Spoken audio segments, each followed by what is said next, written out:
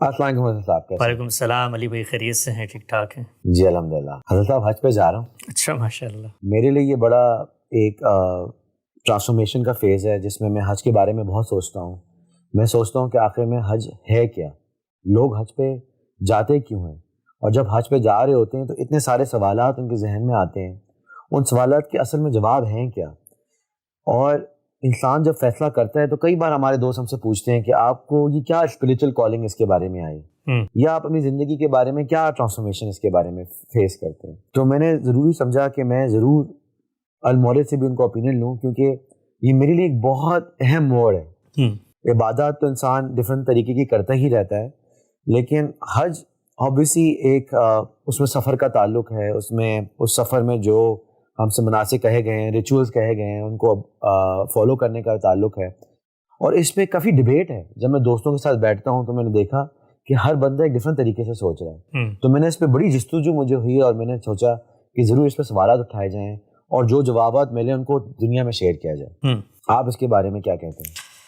اللہ تعالیٰ آپ کا حج قبول کرے بھائی علی. بڑی اچھی بات ہے کہ آپ نے حج کا جو پس منظر ہے اور حج کا جو مقصد ہے یا حج کے پیچھے جو ریزننگ پیش نظر ہے اس کو جانے، تاکہ جب بھی کوئی آدمی کام بغیر کسی چیز کے پس منظر کو سمجھے کرتا ہے تو اس کی کبھی بھی کوئی حقیقت نہیں ہوتی، کبھی کوئی افادیت نہیں ہوتی.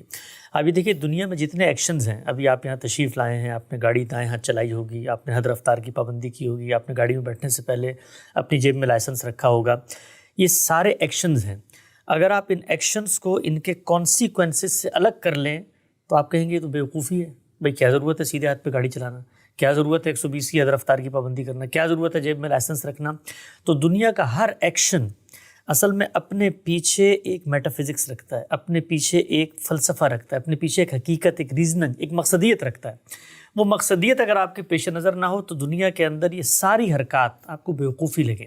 آپ دیکھیے، آپ حفظان صحت کے اصولوں کا خیال رکھتے ہیں، دائیں ہاتھ سے کھاتے ہیں، ہاتھ صاف کر کے کھاتے ہیں. کیوں؟ کیونکہ آپ کو پتہ ہوتا ہے کہ بھئی ہاتھ صاف کر کے نہیں کھایا تو جراثیم آئیں گے. لیکن دین ایک واحد ایسا موضوع ہے کہ جس میں کوئی بھی ریچول، کوئی بھی ایکشن کرتے ہوئے ہم کبھی بھی اس ایکشن کی جو مقصدیت ہے، اس کی جو علت ہے، اس کے پیچھے جو ایک فلسفہ ہے، اس کو پیش نظر نہیں رکھتے. اور ہمارا ہمیشہ سے توجہ اس بات پہ ہوتی ہے کہ اس ریچول کو ہم پورا کر لیں، اس ایکشن کو ہم پورا کر لیں، جبکہ وہ ایکشن اپنی ذات میں کچھ نہیں ہے.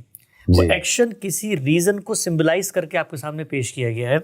تو ہمارے ہاں یہ بات آپ نے ٹھیک کی ہے کہ لوگ جاتے ہیں حج پہ. اس سے پہلے آپ اگر پڑھیں، مسلمانوں کے لٹریچر کو پڑھیں، تو اس میں آپ کو پتہ چلے گا کہ حج کے بارے میں لوگ کہتے ہیں کہ بھئی یہ مسلمانوں کا سیاسی اجتماع ہے. سیاسی اجتماع ہے. بڑی تعداد میں 25 لاکھ 30 لاکھ لوگ ایک جگہ پہ جمع ہو جاتے ہیں. آپ کو بندہ ان سے پوچھے کہ بھئی یہ سیاسی اجتماع جو ہے یہ مکہ میں ہی ہونا تھا، یہ سیاسی اجتماع اگر ہو رہا ہے تو اس اجتماع کا حاصل کیا ہے؟ اچھا یہ اجتماع ہے تو اس کو اجتماع کس نے بنایا ہے؟ تو یہ ساری بحثیں، ساری باتیں کبھی بھی ہمارے یہاں زیر بحث نہیں آتی. تو میں ایک بات اس پہ عرض کرتا ہوں کہ جس وقت بھی آپ کسی بھی ایکشن کو اپنے ورلڈ ویو میں لا کے دیکھیں گے تو آپ کو اس کی افادیت محسوس ہوگی. بالکل. لیکن اگر آپ اس کو اپنے ورلڈ ویو سے نکال دیں گے تو وہ محض چند حرکات ہیں. کھڑے ہو گئے، چکر لگا لیا، پتھر مار دیے، سر کٹوا لیا، اوپر اپنے احرام اوڑھ لیا، کوئی مقصدیت نہیں ہوگا. تو مختصر بتایا تو میں آپ کو 1 منٹ کے اندر کہ جو ورلڈ ویو ہے مسلمان کا، جس میں عبادات اس کے سامنے آتی ہیں، وہ ورلڈ ویو کیا ہے؟ وہ ورلڈ ویو یہ ہے کہ جب میں دنیا میں آتا ہوں تو میں اپنے اوپر سب سے پہلے نظر دوڑاتا ہوں. میں اپنے وجود کو بھی دیکھتا ہوں، اور میرے وجود کے 2 حصے ہیں. ایک میرا ظاہری وجود ہے، میرے ہاتھ، جسم، یہ سب چیزیں، سینسز، اور ایک میرا باطنی وجود ہے، میرے اندر ہیں، میری فطرت ہے، میرے اندر میری انر سینس ہے، میرا کانشیسنس ہے. پھر میں کائنات کو دیکھتا ہوں.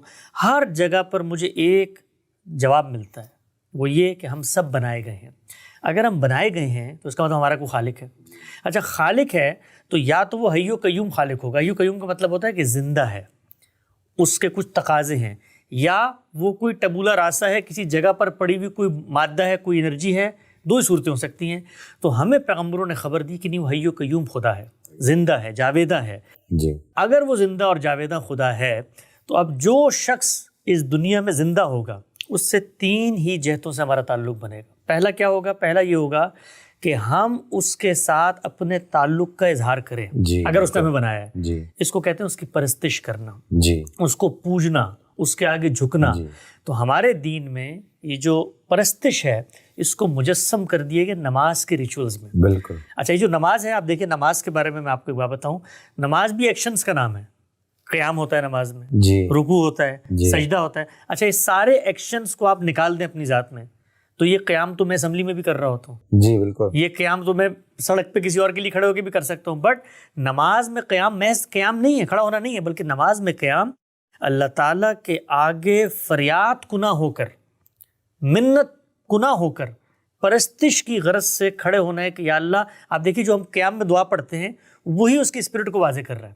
صحیح بات ہے. کیا کیا دعا کرتے ہیں, یا اللہ ہم تجھی سے مدد مانگتے ہیں, میں سیدھا راستہ دکھا دے, تو ہی مالک ہے, تو ہی یوم جزا کا سب کچھ, یہ سب کچھ ہو رہا ہوتا ہے. تو پرستش پہلی چیز ہے. پرستش کیا ہوتی ہے کہ جس کے اندر آپ اللہ سے تعلق کا اظہار کرتے ہیں. دوسرا اگر وہ حی و قیوم خدا ہے تو ہمارا اس سے تعلق ہوگا اطاعت کا. بھائی حی و قیوم ہے تو گفتگو کرے گا نا, اوبیڈینس کو بات کرے گا, وہ کہے گا بھی اس کو مانو, یہ کرو وہ نہ کرو. تو آپ دیکھیے عبادات میں ہمیں کہتا ہے روزہ رکھو, جی, وہی چیزیں جو کھانے پینے کی جائز ہمیں کہتا ہے بالکل صبح سے لے کے شام تک کچھ نہیں کھانا, تو ہم اطاعت کے جذبے میں سرنڈر کر کے وہ کھانا پینا چھوڑ. تیسری جو چیز ہے وہ ہے نظر. نظر کا مطلب ہوتا ہے اپنے آپ کو اس منعم حقیقی, اس مالک کے کائنات, اس پروردگار عالم کے اذن پر قربان کر دینے کا سیکریفائس. یعنی وہ مجھے یہ کہے کہ بھائی تم نے میری پرستش کر لی, تم نے اطاعت بھی کر لی, اب میرا تقاضا یہ ہے کہ نکلو اور اپنا مال اور اپنی جان میرے کاز میں خرچ کر دو. تو یہ ہو سکتا ہے نا, ہونا چاہیے, اس لیے کہ وہ مالک ہے دنیا کے اندر, وہ مجھ سے اس کا تقاضا کرتا ہے. اچھا دنیا کیا ہے؟ دنیا ایک میدان جنگ ہے, اور میدان جنگ کس کا ہے؟ خالق اور شیطان کے درمیان. جی, شیطان مستقل آپ کو ورغلا رہا ہے اور خالق مستقل آپ کو یاد دہانی کرا رہا ہے کہ اس کے نرغے میں نہیں آنا. تو اس میں آپ کو جنگیں بھی کرنی پڑ سکتی ہیں, آپ کو کسی بھوکے کو کھانا بھی کھلانا پڑ سکتا ہے, آپ کو کسی کی مدد بھی کرنی پڑ سکتی ہے. تو ہر وقت جان مال کی قربانی زیر بحث ہے. تو جو نظر ہے اس کو اللہ تعالیٰ نے مجسم کر دیا. عبادات کے بارے میں دوسری بات میں آپ کو بتاؤں کہ عبادات جس طرح اپنی واقعیت میں اکیلے اکیلے آپ کرتے ہیں, نماز میں آپ کھڑے ہو جاتے ہیں, اسی طرح عبادات کمبینیشنز میں ہوتی ہیں.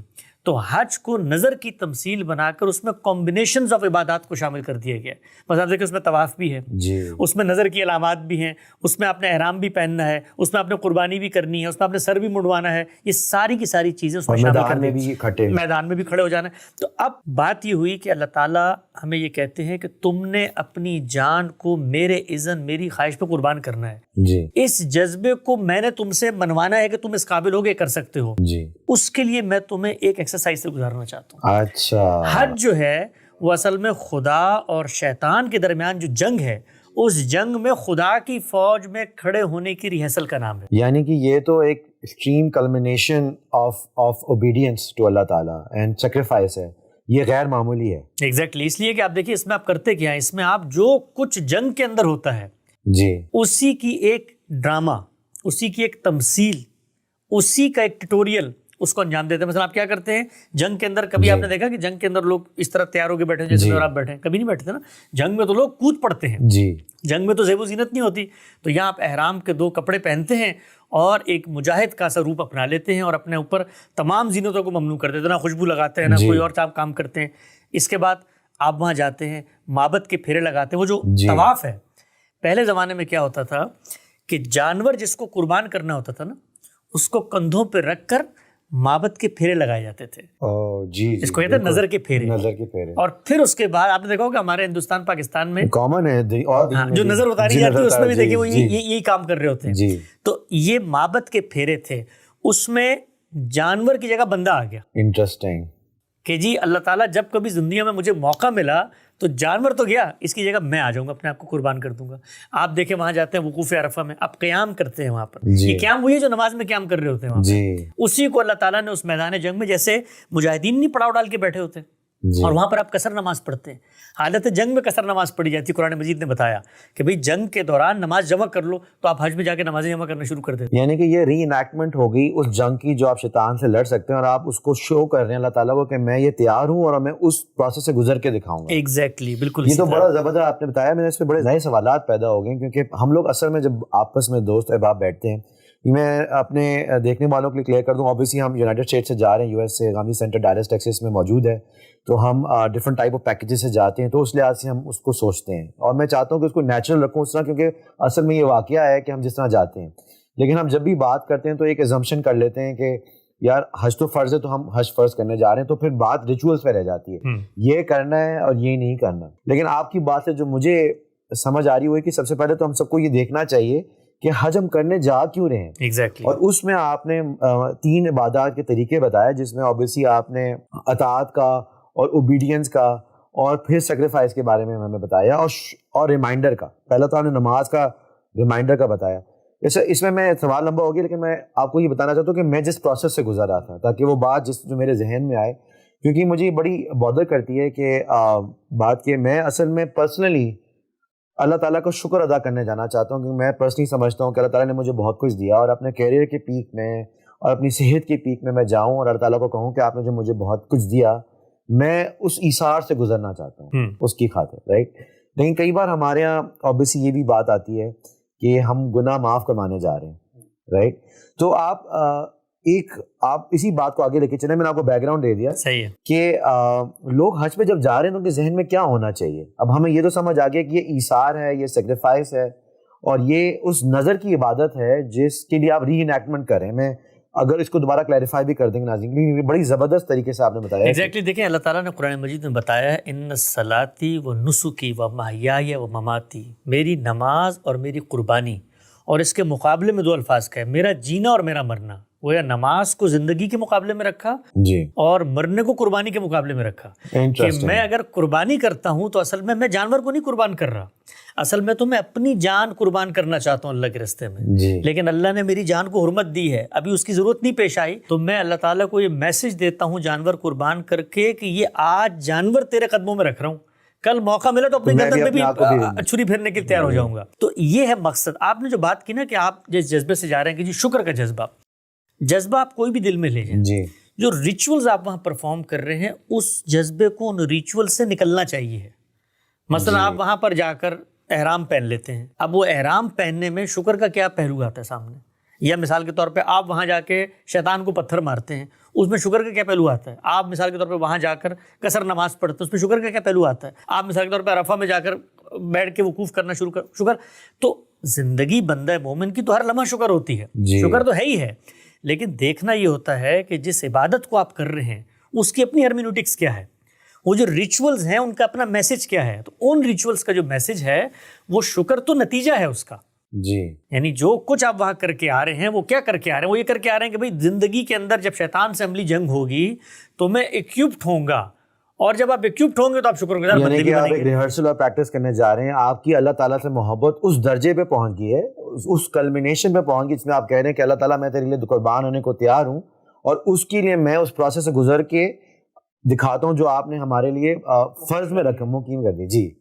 تو یہ تو بڑا زبردست ایک ری انیکٹمنٹ ہوگی اس جنگ کی, اور جب ان ریچول کو جب آپ فالو کر رہے ہیں تو آپ اللہ تعالیٰ سے اپنی محبت شو کر رہے ہیں, اور ایثار کی جو جس کے لیے آپ تیار ہیں اس پروسیس سے گزر کے آپ اللہ تعالیٰ کو دکھا رہے ہیں. ان مائی ورڈز اگر آپ اس کو کریکٹ کر دیں, ایگزیکٹلی ایسے ہی اللہ تعالیٰ کو دکھا رہے ہیں کہ میں دیکھیں میں گزر رہا ہوں, میں حالت جنگ میں ہوں, میں احرام پہنے ہوئے ہوں, میں وہ تمام وہ چیزیں نہیں کروں گا جو ایک انسان ایک عام زندگی میں کرتا ہے, جس میں جیسے چھوٹی چھوٹی لوگ باتیں کرتے ہیں کہ سینٹ نہیں لگانا ہے اور بہت ساری سادہ لباس میں پہننا ہے, اور اوبیسلی میدان جنگ میں کی طرح کا ہی ماحول ہوتا ہے جب آپ اتنے لوگوں میں بیٹھتے ہیں. ایک اور چیز آپ کو میں بتاتا ہوں, دیکھیے یہ جتنی عبادات آپ کو نظر آتی ہیں نا, یہ انسانوں نے پرفارم کرنی ہے.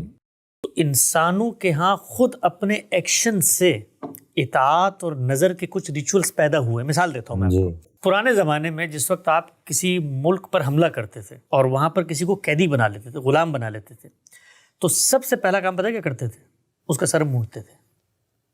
کیوں؟ اس لیے کہ سر مونڈ کر آپ پوری قوم کو یہ پیغام دیتے تھے کہ یہ ہمارا غلام ہے, اس نے سرنڈر کر دیا, یہ سلیو ہے ہمارا. یہی ریچول تھا, یہ انسانوں کو بنایا ہوا ریچول ہے, یہی ریچول تھا. اس ریچول کو اللہ نے اٹھایا جی. اب جب آپ کے حج کا خاتمہ ہوتا ہے آپ کیا کرتے ہیں, آپ سر منڈوا دیتے ہیں. کیوں؟ آپ سر منڈوا کے یہ میسج دیتے ہیں اپنے آپ کو بھی اور دنیا کو بھی کہ میں اصل میں اللہ تعالیٰ کی سلیوری میں جانے کا اظہار کرتا ہوں, میں سلیو بن گیا ہوں اللہ تعالیٰ کا. ورنہ آپ ذرا غور کریں کہ کیا ضرورت ہے بال کاٹنے کی. جی بالکل, میں نے کبھی سوچا ہی نہیں اس معاملے میں, اور میں آپ کو وہی بتا رہا ہوں کہ ہم تو اس میں پڑے ہوئے تھے کہ کون سے ریچول میں کہیں ٹوٹ نہ جائے اور حج ہو نہ جائے, لیکن ہم نے کبھی اتنی ڈیپتھ میں ہر پروسیس یا ہر عمل کو دیکھا نہیں کہ وہ ہے کیوں اصل. دوسرا کیا کام کیا جاتا تھا جب کسی قیدی کو پکڑ کے لاتے تھے؟ دوسرا کام یہ کیا جاتا تھا کہ اس کے ناخن کاٹے جاتے تھے، ناخن کاٹے جاتے تھے اور سر منڈایا جاتا تھا. تو یہ نظر کی علامات ہے. نظر کی علامات کو اللہ تعالیٰ نے حج کے اندر جمع کر دیا. قربانی بھی نظر کی علامت ہے، بال منڈوانا بھی نظر کی علامت ہے، ناخن نہ کاٹنا بھی نظر کی علامت ہے، اور کب کاٹنا؟ جس وقت قربانی کر دی جائے.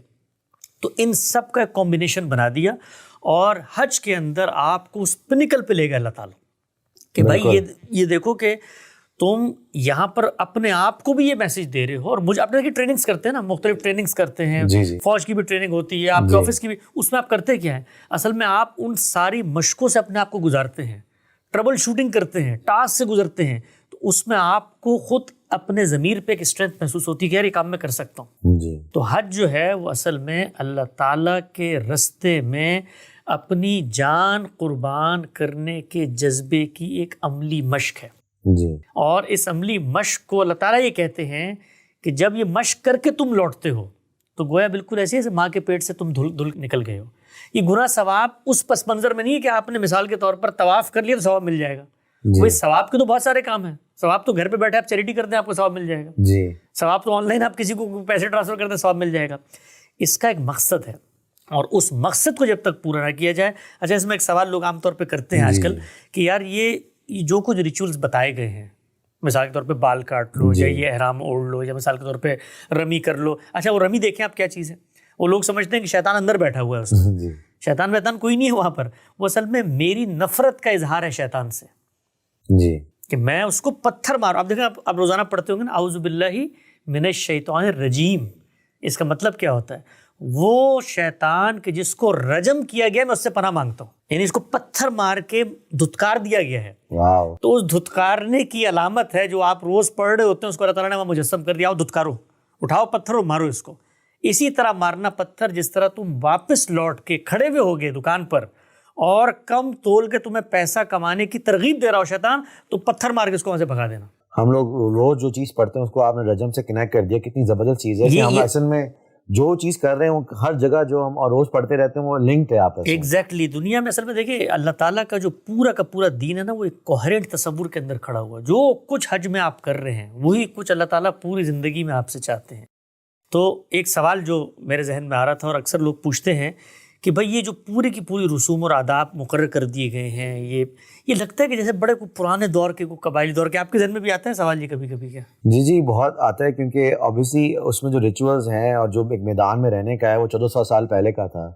تو کئی بار یہ سوال ضرور آتا ہے ذہن میں کہ اگر ماڈرن ٹائمز میں اسلام آتا تو کیا یہ ریچولز کوئی ڈفرینٹ ہوتے؟ ہاں لیکن بڑا اچھا سوال ہے یہ.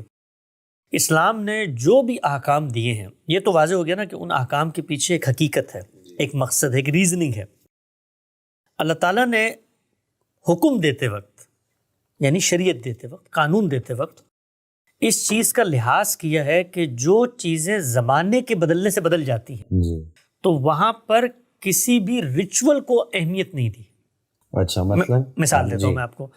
مثال یہ دیتا ہوں کہ اللہ تعالیٰ یہ چاہتے ہیں کہ جس وقت آپ طلاق دیں تو بیوی جو آپ کے گھر سے جا رہی ہے نا، اس کا پیٹ خالی ہونا چاہیے، پتہ ہونا چاہیے اس کے پیٹ میں بچہ نہیں، اس لیے کہ کل اس کا بچہ پیدا ہو گیا تو بچے کو سنبھالے گا کون؟ یہ شوہر کہے گا یہ تو میرا ہے نہیں، تو کسی اور کا ہے. ٹھیک ہے نا.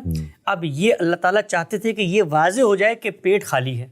اس کے لیے انہوں نے قرآن مجید میں کہا کہ 3 پیریڈز تک عورت وہیں گھر میں رکی رہے گی. اس لیے کہ جب بچہ پیدا ہونے کی اللہ تعالیٰ تمہید مانتے ہیں، پیریڈز نہیں آتے. ٹھیک ہے نا. لیکن ماڈرن ٹائمز کے اندر سائنس نے ہمیں الٹرا ساؤنڈ کر کے بتا دیا کہ شادی کے اگلے دن واضح ہو سکتا ہے کہ پیٹ خالی ہے کہ نہیں ہے.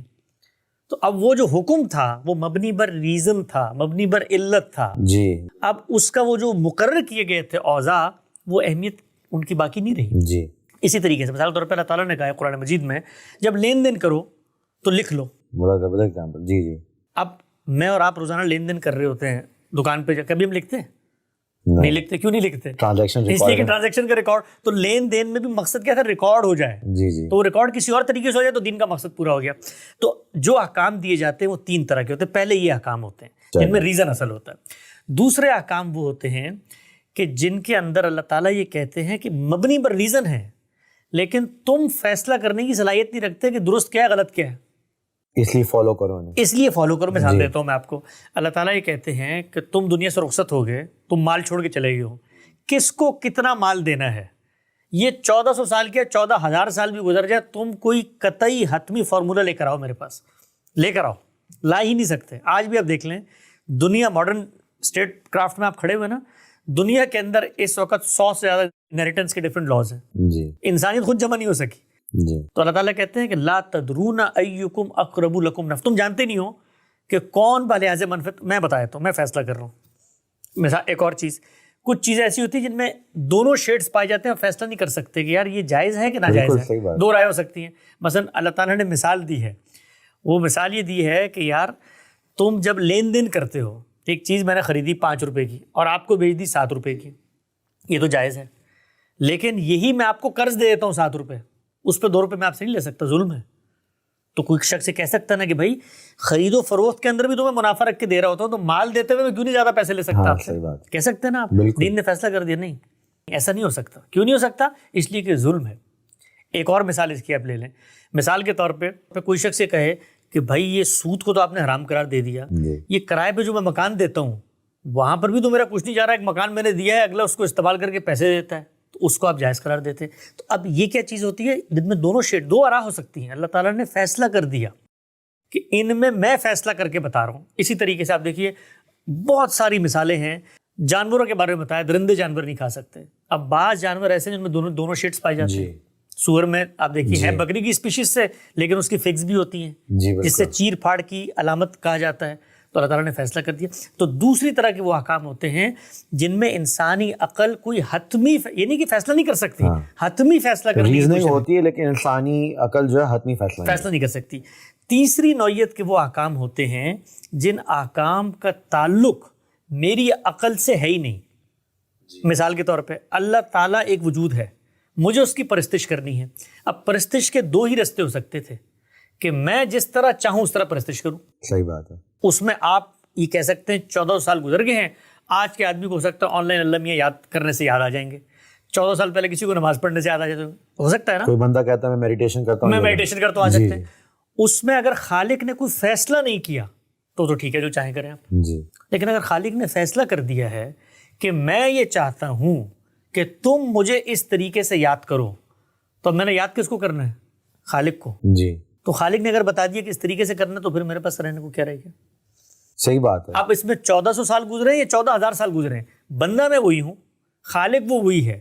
نہ میں تبدیل ہوا نہ وہ تبدیل ہوا, تو زمانے کی تبدیلی سے کچھ فرق نہیں پڑتا. اچھا اس نے یہ بتا دیا کہ زمانے کی تبدیلی سے جب تم میرے بتائے ہوئے طریقے پہ عمل نہیں کر سکتے تو میں خود تمہیں بتا دوں کیا کرو.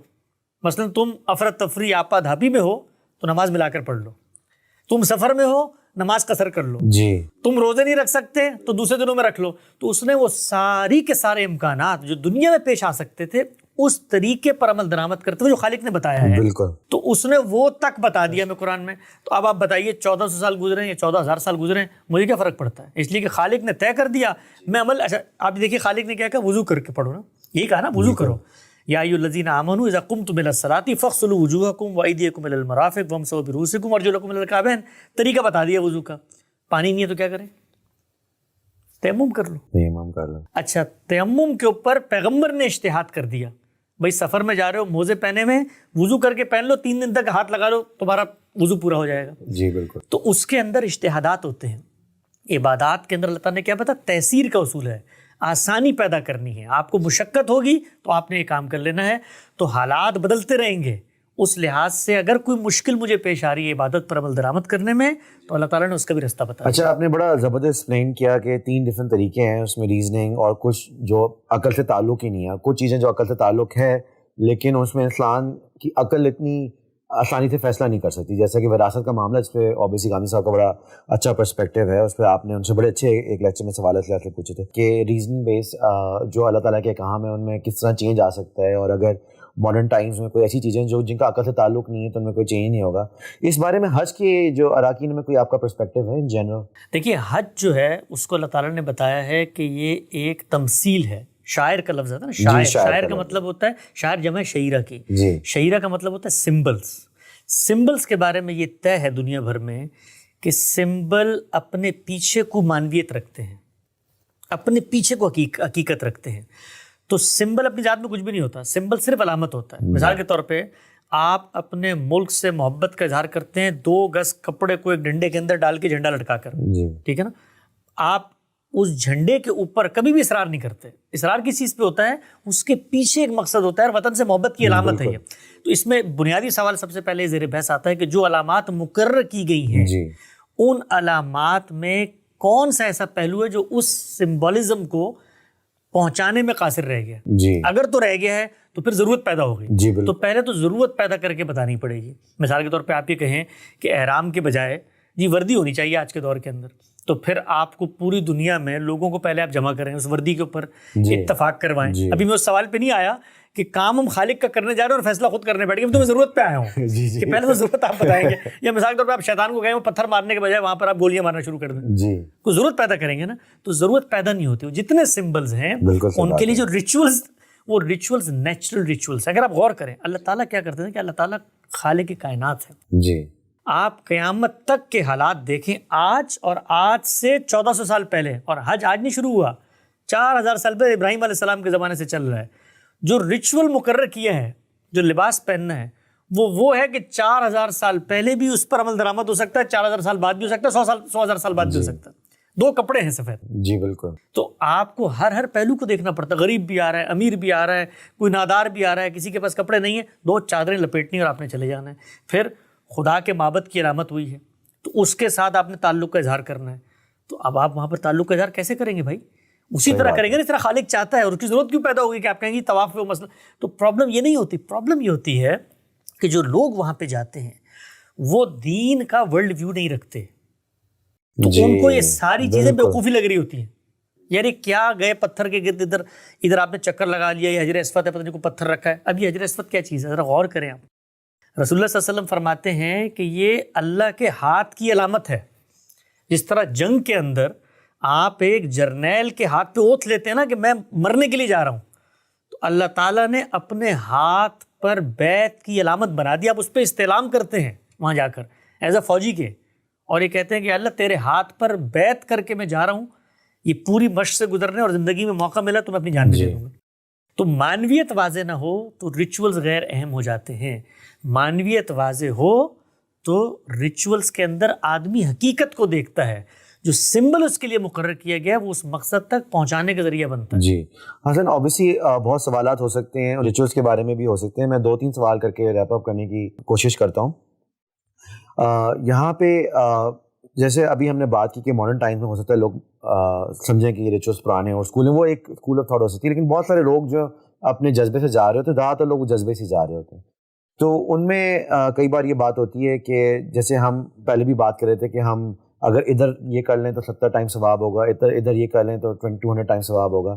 میرا آپ سے سوال یہ ہے کہ کوئی بیسک میجرمنٹ اویلیبل ہے جس میں پتہ چلے کہ انسان اتنا ثواب کما لے جنت میں چلا جائے گا؟ پورے قرآن مجید کو آپ پڑھ جائیں, جہاں پر بھی عبادات زیر بحث آئی ہیں وہاں پر کہیں بھی ثواب زیر بحث نہیں آیا. ثواب کے لیے قرآن مجید نے بتایا فکو رقبہ, ابھی گردنیں چھوڑاؤ, بھوکوں کو کھانا کھلاؤ, غریبوں کی مدد کرو, مسکینوں کا سہارا بنو, قرض داروں کا قرض اتارو. یہ ہے نیکی کمانے کی چیزیں.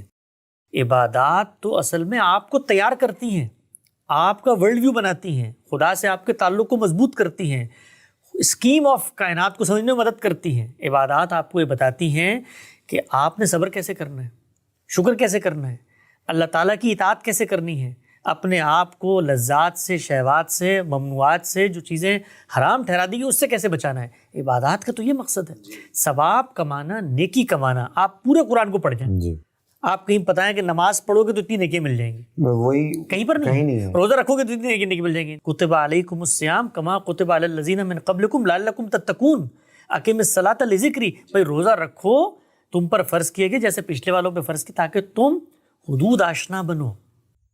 تقوی کا مطلب ہوتا ہے حدود آشنائی, پہچانو باؤنڈریز کو, اس سے آگے نہیں جانا میں نے. نماز قائم کرو, کیوں؟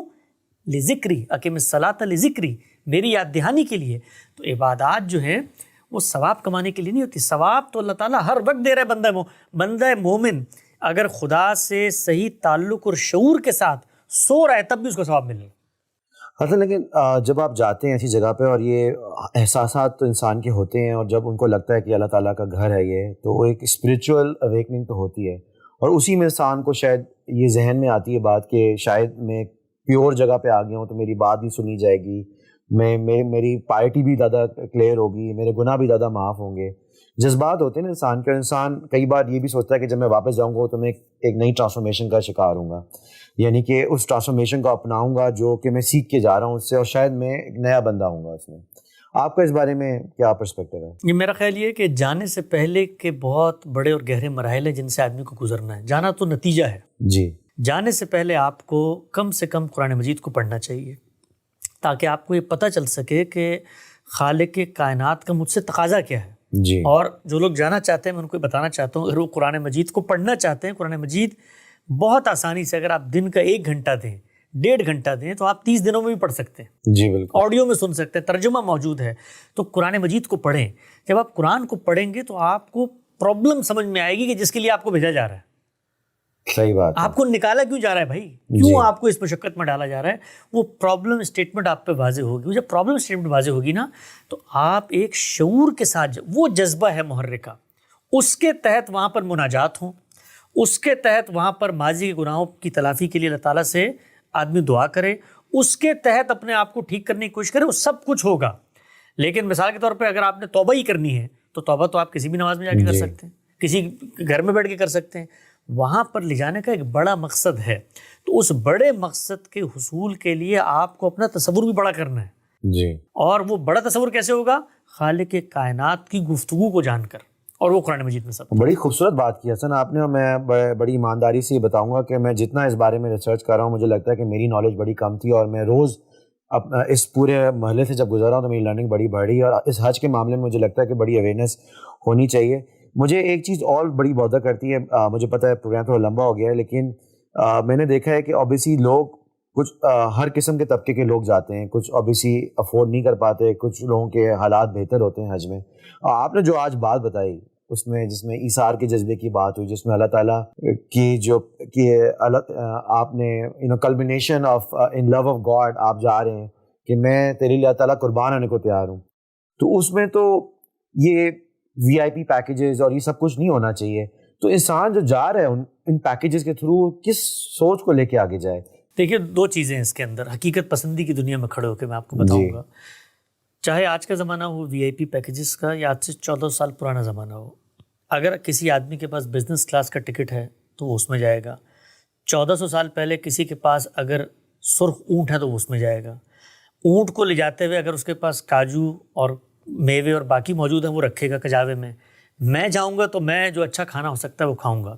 یہ ساری چیزیں اللہ تعالیٰ نے دنیا میں آپ کی استطاعت پر منحصر کی ہوئی ہیں. اگر آپ کے پاس پیسہ ہے تو آپ اپنے آپ کو راحت پہنچاتے ہیں.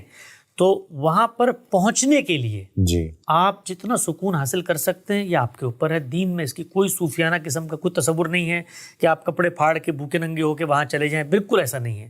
جس کی جو استطاعت ہے وہ اس طریقے سے جائے, جو اللہ نے جس کو مال دیا ہے. ہاں یہ پیش نظر رکھے وہ ویکیشن پہ نہیں جا رہا, یہ پیش نظر رکھے کوئی تفریح کے لیے نہیں جا رہا, لیکن اپنے آپ کو سکون پہنچانا, اپنے آپ کو راحت پہنچانا یہ ہمارے دین میں کئی ممنوعات. یہ پوری صوفیانہ تصور اسلام میں کہیں نہیں پایا جاتا. اور یہ آج جس طرح ہو رہا ہے پہلے زمانے میں بھی ایسے ہوتا تھا. جی میں کل کہیں گفتگو کرتے ہوئے اس دن کہہ رہا تھا, لوگ کہہ رہے تھے سرمایہ دارانہ نظام کیپٹل سسٹم اس میں لوگوں کو بڑا حریص بنا دیا گیا ہے, اور آپ جو ہیں یہ نئی گاڑیاں لیتے ہیں. تو میں نے کہا جو فخر مجھے نئی گاڑی میں محسوس ہوتا ہے یہ تو نئے گھوڑے میں بھی ہوتا تھا مجھے. صحیح بات. تو یہ تو نیچرل چیز ہے, اس میں نہیں گھبرانا چاہیے. جی تاہم جب آپ وہاں پہنچ گئے ہیں اور ریچولز کا آغاز ہو گیا ہے تو اس کے اندر پھر کوئی تفاوت نہیں ہونا چاہیے. صحیح بات. یعنی وہاں پر اب آپ برابر, وہاں برابری ہونی چاہیے. وہ یہ نہیں ہو سکتا کہ وہاں مطلب خیموں کے اندر آپ بیٹھے ہوئے اور باربیکیو پلیٹرز آ رہے ہیں اور وہاں پر بالکل ہی جو ہے نا دبیز قالین. وہاں سب کچھ ایک جیسا ہونا چاہیے. اور ویسے حرم کے بارے میں تو بعض ہمارے محقق علماء کا یہ کہنا ہے کہ وہاں پر یہ جو اس وقت ایک جس کو آپ کہتے ہیں نا عمارتوں کی ریس لگی ہوئی ہے اور 5 اسٹار ہوٹل, اور یہ اس مسجد کے قریب ہی ہونا بھی نہیں چاہیے.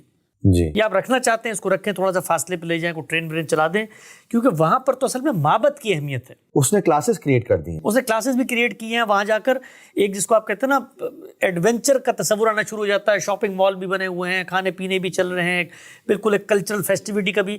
وہ تو کچھ اور چیز تھی جو وہاں لے کر جانی تھی نا. تو وہ وہاں پر آپ کو بالکل ایسا لگتا ہے کہ جیسے ایک عمرہ بھی ایک مسلمانوں کا ویکیشنل ٹرپ بن گیا ہے. تو یہ چیز نہیں ہونی چاہیے. تو میں خلاصہ کر دیتا ہوں کہ اللہ تعالیٰ نے آپ کو اگر مال دیا ہے آپ اس مال کو استعمال کریں، تاہم جو عبادت کی ہرمیونیٹکس ہے وہ مجروح نہیں ہونی چاہیے۔ حسن میں آپ سے ایک سوال پوچھوں گا آخری، لیکن تھوڑا سمرائز کرنے کے بعد، کہ آپ نے 2-3 چیزیں بڑی زبردست بتائیں۔ سب سے پہلے تو میں نے جو آج سیکھا ہے اس کنورسیشن میں وہ یہ کہ اگر ہم حج پہ جانے کا ارادہ کرتے ہیں تو یہ بڑا ضروری کہ ہم سوچیں اور سمجھیں کہ حج اللہ تعالیٰ نے ہم پہ فرض کیوں کیا ہے، حج کے مقاصد کیا ہیں، اور وہ جو ریچولز ہم پڑھتے ہیں ان ریچولز کے پیچھے ان کے مقاصد کیا ہیں۔ دوسرا جو بڑی اچھی چیز میں نے آپ سے آج سیکھی وہ یہ ہے کہ آپ اگر حج پہ جا رہے ہیں تو اس سے پہلے پوری کوشش کریں کہ آپ قرآن پڑھیں اور سمجھیں، تاکہ آپ پورا دین کا بھی اور حج کا بھی مقصد سمجھ سکیں، تاکہ جب آپ ہر چیز کر رہے ہوں تو آپ کنیکٹ کر سکیں کہ اللہ تعالیٰ کے احکامات ہیں کیا۔ تیسرا ایک اور چیز بڑی اچھی ہے کہ جو عبادات کے طریقے ہیں وہ کیا ہیں، وہ اللہ تعالیٰ کا ریمائنڈر ہو، اطاعت ہو، سیکریفائز ہو، اس میں ثواب جو ہے وہ تو غریبوں کی مدد کر کے ہے، وہ تو چیریٹی کر کے ہے، وہ تو حقوق العباد پورا کر کے ہے، یہ تو اللہ تعالیٰ کے قریب ہونے کی نشاندہی کرنے کے لیے آپ عبادات کرتے ہیں۔ جی بالکل ایسے ہی، بڑا زبردست سمرائزیشن ہوگی، اور میں چاہوں گا اس پہ میں جب واپس آؤں تو ہم جب سیکھیں گے تو اس پہ ایک پروگرام اس کے فالو اپ پہ بھی کریں۔ لیکن میرا آخری ایک آپ سے سوال ہے، وہ یہ ہے کہ انسان ان جنرل جب دین کی طرف راغب ہوتا ہے تو اپنی ٹرانسفارمیشن سوچ رہا ہوتا ہے، اور وہی سوچ رہا ہوتا ہے کہ میرا مقصد کیا ہے، اور جب وہ حج کا ارادہ کرتا ہے تو کئی بار وہ یہی سمجھتا ہے کہ میں اس ٹرانسفارمیشن کا پارٹ ہونا چاہتا ہوں۔ آپ کی نظر میں آپ نے یہ تو بتا دی جب ہم حج میں جا رہے ہوں تو ہمیں کیا سوچنا چاہیے، کہ جب ہم حج سے واپس آ رہے ہوں تو آپ کے ذہن میں وہ انسان کس ٹرانسفارمیشن کو مد نظر رکھتے ہوئے واپس آئے؟ دیکھیے جو بڑے ریچولز ہوتے ہیں یہ آدمی کے اندر ایک بڑا جذبہ تو پیدا کرتے ہیں، اور آدمی جانے سے پہلے سوچ رہا ہوتا ہے کہ میں وہاں جاؤں گا، اور وہاں جا کر جب میں اتنا بڑا کام کروں گا تو اس سے لازماً میرے اندر کوئی اتنی بڑی تبدیلی آنی چاہیے کہ جس کے بعد لوٹوں تو لوگ کہیں کہ بھئی یہ بالکل مختلف انسان ہے۔ اگر آپ حقیقت کی دنیا میں اتریں اور قرآن مجید کا مطالعہ کریں تو یہ انسان کا محض ایک تخیل اور ایک تصور ہے۔ دنیا کو اللہ تعالیٰ نے ایسا بنایا ہے کہ ہر لمحے یہاں پر امتحان ہے، اور اس امتحان میں یہ نہیں ہے اللہ تعالیٰ کا مطالبہ کہ آپ پھسلیں گے، نہیں، یہ مطالبہ نہیں ہے، آپ پھسلیں گے، آپ حج کے دوران پھسل جائیں گے۔ حج کرتے ہوئے آپ دیکھ رہے ہو لوگوں کی لڑائیاں ہو جاتی ہیں، حج کرتے ہوئے انحراف اور خلاف ورزیاں ہو جاتی ہیں، صحیح بات ہے۔ آپ واپس آئیں گے، پھر گریں گے، پھر پھسلیں گے، پھر بھولیں گے خدا کو، پھر شیطان کی طرف جائیں گے۔ جو ٹریننگ اللہ آپ کو دلانا چاہتے ہیں وہ یہ کہ گرنے کے بعد پھر اٹھو اور خدا کا ہاتھ تھام لو۔ صحیح بات ہے، کیا خوبصورت بات کی ہے۔ یہ نہیں ہو سکتا کہ آپ سوچیں کہ آپ آنے کے بعد یہاں پر جنید بغدادی بن کے بیٹھ جائیں گے اور پوری دنیا کہے گی بھائی علی فاروق صاحب تو حج پر گئے تھے، اس کے بعد سے آ کر تو پتہ نہیں للہیت اور تقویٰ کا مجسمہ بن چکے ہیں۔ ایسا نہیں ہوگا۔ آپ کی بیوی کے ساتھ بھی کوئی نوک جھونک ہو سکتی ہے، آپ کی لین دین کے معاملات میں اوپر ہیں۔ اصل چیز کیا ہے؟ اصل چیز یہ ہے کہ جب حق آ گیا سامنے، بتا دیا علی فاروق صاحب کو بٹھا کر کہ یار علی بھائی یہاں پر آپ نے زیادتی کی ہے، اس موقع پر نہیں اکڑنا، اس موقع پر رجوع، انابت، توبہ، وہاں پر جانا۔ اللہ تعالیٰ نے کیا بتایا کہ یہ لوگ جو گناہ کر بیٹھتے ہیں اور کرنے کے بعد جیسے ہی احساس ہوتا ہے تو ہمارے پاس آ جاتے ہیں، ہم ان کو معاف کر دیتے ہیں۔ تو یہ روز کی جنگ ہے، حج سے پہلے بھی، حج کے بعد۔ کیا خوبصورت بات کی حسن۔ میں اس کے علاوہ پروگرام کو ختم کرنا چاہوں گا کیونکہ اس خوبصورت بات کے بعد یہ بات رہ نہیں جاتی۔ انشاءاللہ جب ہم واپس آئیں گے حج سے تو اس حسن سے دوبارہ ایک محفل کر کے ہم ایک دوبارہ سے پروگرام کریں گے، جو میرا ایکسپیرینس ہے اس بارے میں اور جو میں نے سیکھا، اور how I was able to link to what I learned from Hasan today۔ حسن آپ کا بہت بہت شکریہ۔ بہت شکریہ آپ کا۔